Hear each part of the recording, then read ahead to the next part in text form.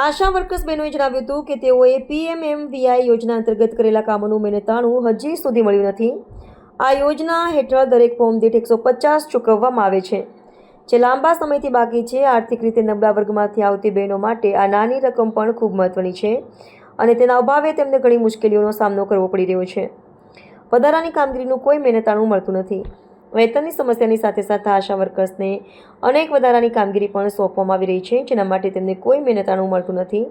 તેમણે જણાવ્યું કે તેમની TB અને મોતિયા જેવી ગંભીર બીમારીઓ તપાસવાનું કામ પણ સોંપવામાં આવ્યું છે, જ્યારે તેઓ ડૉક્ટર નથી. આ ઉપરાંત તાજેતરમાં તેમને આધાર કાર્ડમાંથી આભા કાર્ડ બનાવવાની કામગીરી પણ સોંપવામાં આવી છે. મેલેરિયા અને antenatal care, PNC, postal net care જેવી નિયમિત કામગીરી ઉપરાંત આ વધારાના કામોથી તેમનો બોજ વધી ગયો છે. આશા વર્કર્સને ઓનલાઈન કામગીરી કરવા માટે કહેવામાં આવે છે, પરંતુ તેમની જરૂરી સાધનો આપવામાં આવતા નથી. તેમણે આક્ષેપ કર્યો કે તેમણે માત્ર સિમ કાર્ડ જ આપવામાં આવ્યા છે, જેમાંથી ઘણા ચાલુ પણ નથી. મોબાઈલ ફોન ન હોવાને કારણે તેઓ યોગ્ય રીતે ઓનલાઈન કામગીરી કરી શકતા નથી, જેના કારણે કામમાં વિલંબ થાય છે અને સમસ્યાઓ ઊભી થાય છે.